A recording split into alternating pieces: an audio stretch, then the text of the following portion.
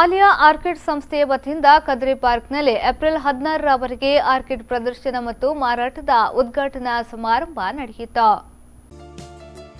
ಕಾರ್ಯಕ್ರಮವನ್ನು Saint Aloysius ಕಾಲೇಜಿನ ವಿಶ್ರಾಂತ ಪ್ರಾಂಶುಪಾಲರಾದ ರೆವರೆಂಡ್ ಡಾಕ್ಟರ್ ಲಿಯೋ ಡಿಸೋಸಾ ದೀಪ ಬೆಳಗಿಸುವ ಮೂಲಕ ಉದ್ಘಾಟಿಸಿದರು.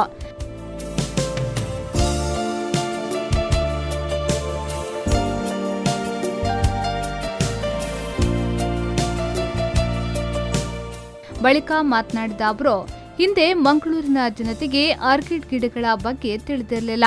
ಆದರೆ ಈಗ ಕರಾವಳಿಯಲ್ಲಿ ಆರ್ಕಿಡ್ ಮಹತ್ವವನ್ನು ಅರಿತಿದ್ದಾರೆ ಎಂದು ಹೇಳಿದರು.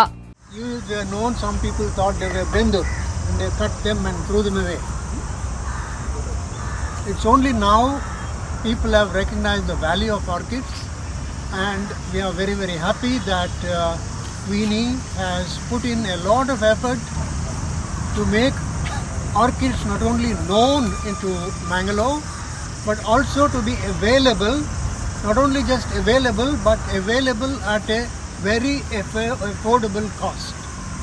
This is because she is not just somebody who sells orchids, but she loves these orchids and he wants the orchids to be loved by everybody else here, especially in Mangalore.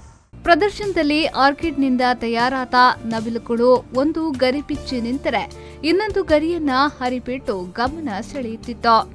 ಇವುಗಳನ್ನು 1200ಕ್ಕೂ ಹೆಚ್ಚು orchid ಹೂವಿನ ಕಾಂಡಗಳನ್ನು ಬಳಸಿ ಅಲಂಕರಿಸಲಾಗಿದೆ. ಸುಮಾರು 6000 orchid ಸಸ್ಯಗಳೊಂದಿಗೆ 1000ರಷ್ಟು ಆಂಥೂರಿಯಂ ಹಾಗೂ ಸುಮಾರು 500ರಷ್ಟು adenium ಸಸ್ಯಗಳ ಪ್ರದರ್ಶನ ಮತ್ತು ಮಾರಾಟ ಲಭ್ಯವಿದೆ.